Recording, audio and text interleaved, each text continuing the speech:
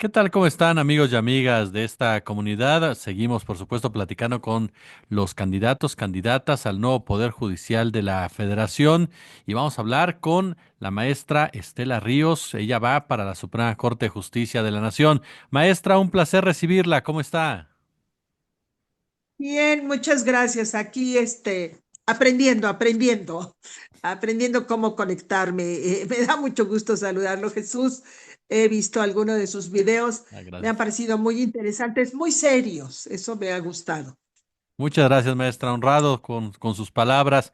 Oiga, y pues yo, para empezar, le voy a hacer la misma pregunta que le hemos estado haciendo a todas y a todos. ¿Por qué? ¿Por Sí, qué María Estela Ríos quiere estar en el nuevo poder el nuevo poder judicial? de la oficial. Bueno, le comento lo que comento a todos los que me han hecho esta pregunta. Yo creía ya concluida mi carrera profesional así a bombo y platillo, con haber sido consejera jurídica del Ejecutivo Federal con el expresidente Andrés Manuel López Obrador. Dije, ya, cumplí. Sin embargo, se presenta esta oportunidad y digo, bueno, creo que todavía puedo aportar un poquito más para la impartición de justicia. Creo tener la experiencia, la capacidad, soy una gente estudiosa del derecho, este, me gusta hacer muy buenos documentos jurídicos, soy muy exigente en el cuidado de ellos. Eso desde el punto de vista de mi formación. Y por otra parte, pues la idea de participar en este proceso transformador resulta absolutamente imposible de negarse. Les decía yo pertenezco a la generación baby boomer. Y fíjese qué dicha que esa generación junto con las otras generaciones estemos viviendo estos momentos de transformación. Nunca lo hubiéramos imaginado. Y entonces participar en este proceso de transformación que está viviendo nuestro país, de transformación de un poder judicial federal con más legitimidad, con una auténtica legitimidad derivada del voto ciudadano, resulta muy interesante. Ya el solo proceso es interesante, ya es trascendente, o sea, trasciende la historia. Entonces, participar en ese proceso, desde luego que es un reto para mí, pero también un privilegio poder participar, hacer cosas nuevas. Digo, estas entrevistas para mí son todas novedad, pero también tratar de aportar mi granito de arena para que haya un sistema judicial más justo y no se cometan los atropellos que se habían venido cometiendo. De veras, para uno que ama el derecho es triste ver cómo los jueces pues, se pasaron por el arco del triunfo un conjunto de normas que debieran cumplir y que no cumplieron, sobre pretexto de cualquier cosa, con la idea de que eran el supremo poder que está por encima de todos los demás poderes, cuando ese no es el sentido de la Constitución. El sentido de la Constitución es el pueblo soberano, decide su forma de gobierno, se divide en tres poderes, pero no para que uno se convierta en un poder por encima del otro. Que esa era la pretensión de los anteriores ministros. De repente ya hasta pretendían inaplicar la Constitución, decidir qué leyes aprobaban o no, y hasta dictar políticas públicas cuando eso pues, le corresponde al Ejecutivo y al Legislativo emitir leyes. Sí está bien que haya estos tres poderes, pero deben actuar de manera equilibrada, no tratándose de imponer uno sobre otro, ni el Ejecutivo sobre el Legislativo o el Judicial, ni el Judicial sobre el Ejecutivo y el Legislativo, como estaba pasando. Y ahora, ¿qué sucede? Que con esta reforma hay un equilibrio, hay un nuevo equilibrio. ¿Por qué? Porque ya ese poder judicial va a ser electo también directamente. Ya no va a ser formar una élite privilegiada que era sin tener contacto con la realidad, sin tener contacto con la gente, con los sucesos cotidianos, resolvía dizque legalmente, pero en realidad decidía arbitrariamente y haciendo caso a intereses mezquinos, cuando lo que importa son los intereses del pueblo, son los intereses de la mayoría. Entonces, por eso me decidió. Y también porque pues me gustan los retos y este es un reto para mí. Y superarlo va a ser bueno. Y si no, también va a ser bueno. Entonces, esas son las razones que me impulsaron a inscribir en este proceso. No es fácil, no es un proceso que vaya sobre mantequilla, es un proceso pues complicado, pero es muy importante y muy trascendente para el país y para el mundo, porque marca la pauta de un nuevo poder judicial, un poder judicial que es electo por la ciudadanía. Y eso ya marca una diferencia histórica fundamental que no se había dado en siglos. Se intentó en algún momento de alguna manera, pero no se había dado en siglos. ¿Y qué había pasado? Que este poder judicial ya se había presentado como por encima, sobre todo en estos tiempos, o sea, porque antes, sí, antes era sumiso, ¿no? Hay cositas allí que uno puede recordar y así como que, ay, no, nosotros muy aparte, no es cierto. ¿Qué sí pasó en esta época? Que las acciones del Poder Judicial Federal se hicieron visibles para la gente. Y entonces la gente tuvo conciencia de cuál era el verdadero papel de ese Poder Judicial Federal. Y qué bueno que así fue y qué bueno que así siga siendo, para que sea un Poder Judicial cercano a la gente, tanto por la decisión de los jueces como también por la decisión de los ciudadanos, que estén cerca, que se puedan apropiar definitivamente de ese poder judicial para estar viendo cómo actúa, cómo lo hacen respecto del Ejecutivo y cómo lo hacen respecto del Legislativo. Finalmente, insisto, nuestra Constitución señala que el poder soberano reside en el pueblo y hoy se ha decidido que el pueblo decida quiénes van a ser sus juzgadores. Y los juzgadores serán responsables ante este pueblo, no ante unas élites, no van a tener que resolver en la oscuridad, sino de manera pública y frente a los ciudadanos que los elijan. Por eso me gusta este proceso y se me hace bien importante y bien trascendente.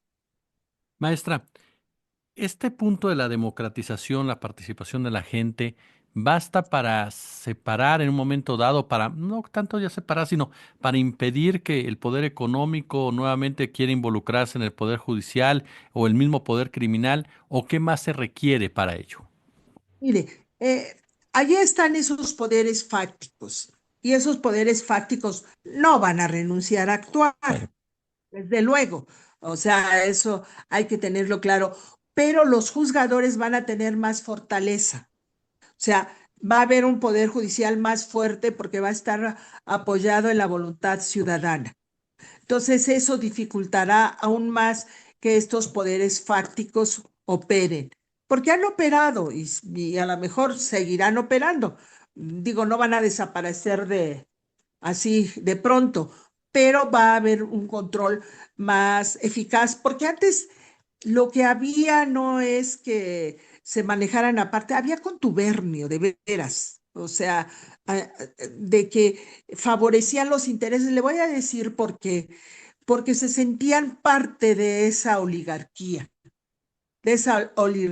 económica y financiera, y en un sentido muy raro de identificación con los delincuentes, o sea, con el crimen organizado que para mí es materia de un estudio psicológico profundo, porque los jueces, los juzgadores favorecían a estos delincuentes sabiendo que eran delincuentes. ¿Qué será que es la otra cara de la misma moneda?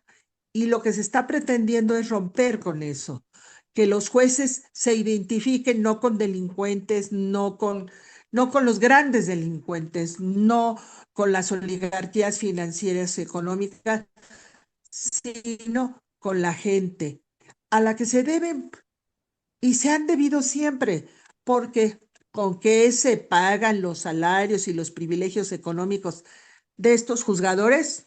Con nuestras contribuciones, con nuestros impuestos. Nosotros les pagamos, a nosotros nos cuesta, a nosotros, a todos y cada uno de los ciudadanos que pagamos nuestros impuestos, esos señores jueces los estamos pagando nosotros. Y ahora con este proceso de elección nos tienen que responder y nos tienen que responder cabalmente, digo, y lo digo aquí no como candidata, sino como ciudadana. Y eso a mí me parece muy importante, que haya esta nueva conciencia social de que el Poder Judicial no es un poder ajeno a la ciudadanía, sino debe ser un poder emanado de la voluntad ciudadana. Eso a mí me parece sumamente importante. ¿Cómo ha sentido todo este proceso, maestra? Porque a final de cuentas, pues es nuevo para ustedes. Ustedes no están acostumbrados a salir a campaña, ni mucho menos. Efectivamente, y déjenle, le digo que para mí es mucho más difícil porque no soy una mujer que le guste aparecer públicamente, ¿no? Yo me gusta hacer mi trabajo en los documentos, en las acciones, y por eso también para mí es un reto. Pero yo creo que es importante, es un principio, no se piense tampoco que es el final y que ya esto está acabado.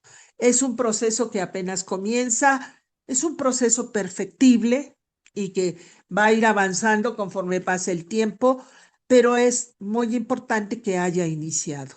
Y poco a poco se irán clarificando, se irán acomodando las cosas para que todo resulte como nosotros los ciudadanos queremos. Pero sí debe ser voluntad nuestra, o sea, no pensar, ay, esto está mal y hay que se quede, no. Esto apenas comienza y seguimos. Y vamos a seguir porque ahora sí es responsabilidad de los ciudadanos y ciudadanas elegir a los juzgadores. Ahora sí, antes quedaba en manos de unos cuantos allí, se hacían unos concursos de oposición en la que solo participaban los cuates, los amigos, los familiares, las amantes, las esposas, todos esos, ¿no? Ahora no, ahora hay la oportunidad de que quienes quieran acceder, pasando las evaluaciones y pasando esta insaculación, o sea, que lo deja un poco a la suerte, puedan aspirar a ser juzgadores, sabiendo que se deben y se van a deber a quien los elija. ¿Cómo agilizar los procedimientos de la Suprema Corte de Justicia? ¿Cómo hacerlos más cercanos a la gente? Yo creo que hay dos cosas. Hay que acortar los tiempos de respuesta, porque se manejan también tiempos como a veces como tiempos políticos. A esto sí le damos prioridad, esto lo dejamos allí que duerma el sueño de los justos debajo de un escritorio. Y en ese sentido, y lo he manejado en otra oportunidad, hay lo que se llama el orden de prelación. Debe respetarse el orden de prelación. ¿Qué significa? El que llega primero, como decimos los abogados, el primero en tiempo es primero en derecho. Entonces, deben atenderse los asuntos en el orden en que van llegando y acortar los tiempos de respuesta, porque si no también allí se quedan durmiendo el sueño de los justos y justicia que se retarda deja de ser justicia. O sea, ¿qué quiere la gente que acude a los tribunales? Tener certeza de sus derechos y no que pasen años y años allí esperando los asuntos.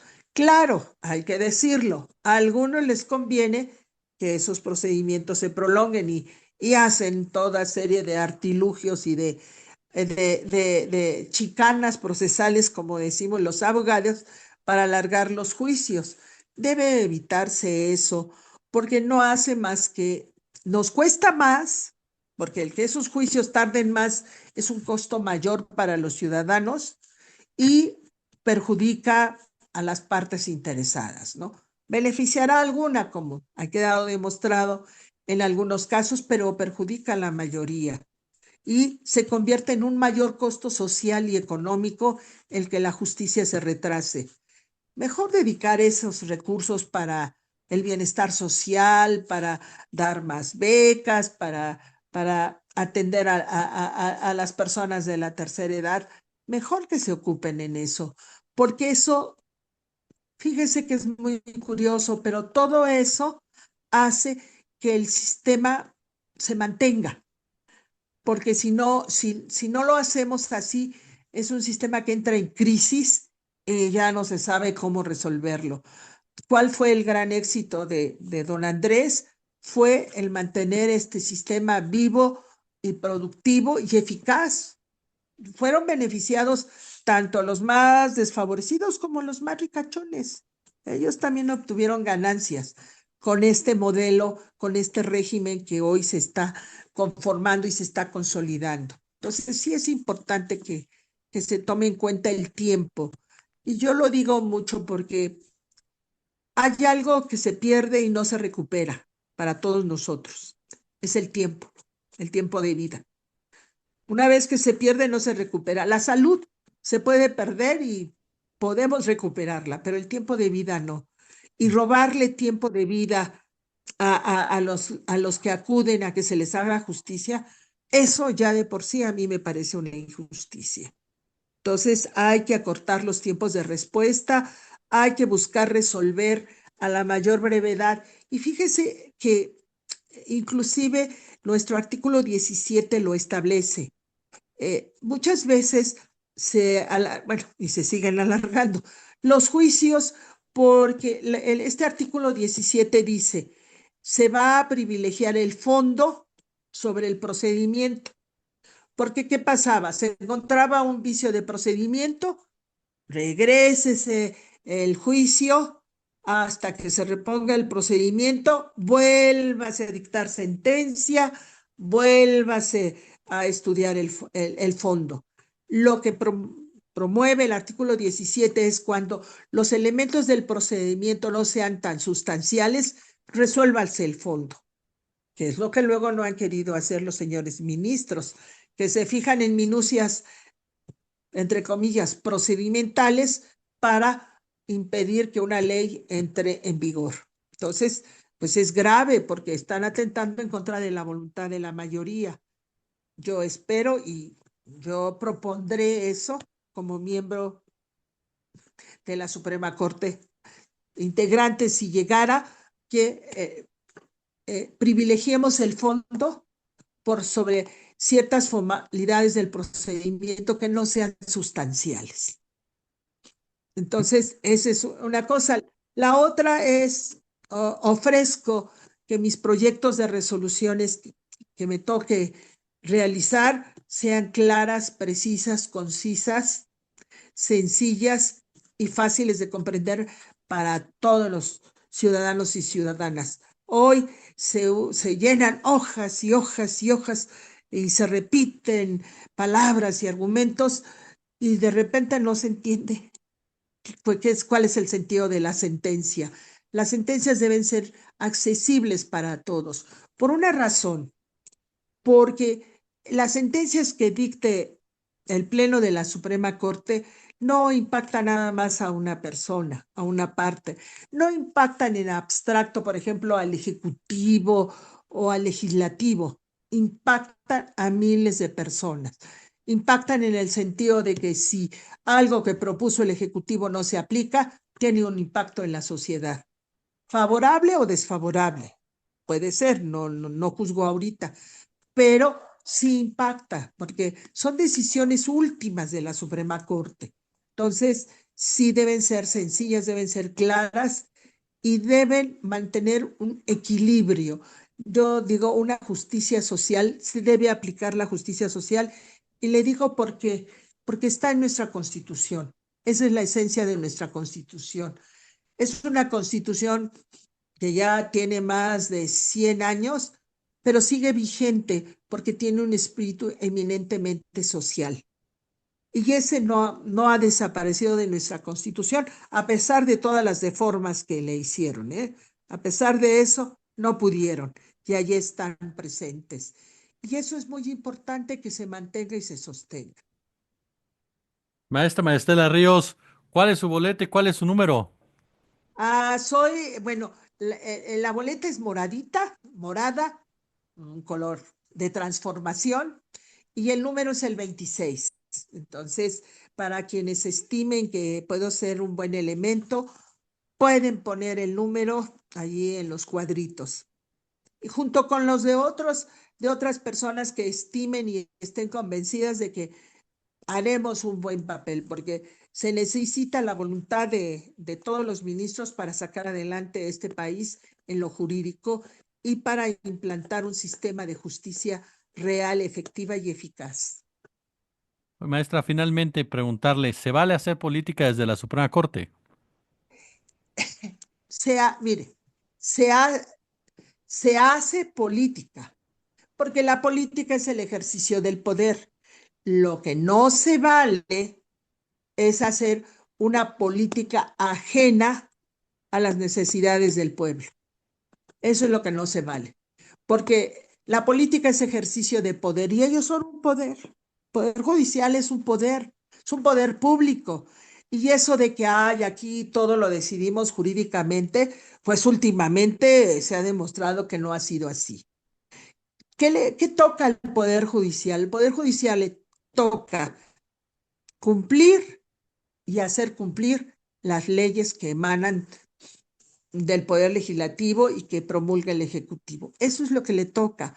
En una relación de equilibrio, no en una relación de yo ahora soy el supremo poder conservador, porque así se asumieron, y yo decido qué norma se aplica y qué norma no se aplica, y decido hasta inaplicar en una especie de interpretación ahí medio rara, decido inaplicar un artículo constitucional.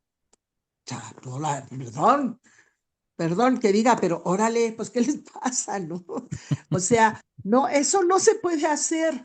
Entonces, hacen ese tipo de política, pero el papel político que tiene el Poder Judicial es cumplir y hacer cumplir la Constitución y las leyes que de ella emanan. Ese es su papel, esa es su función y hay que cumplirla. Claro. El mayor de los éxitos, querida maestra Estela Ríos, muchísimas gracias por estos minutos para la comunidad. No, pues muchas gracias a usted, Jesús, y bueno, ha sido un privilegio para mí participar con usted. Gracias.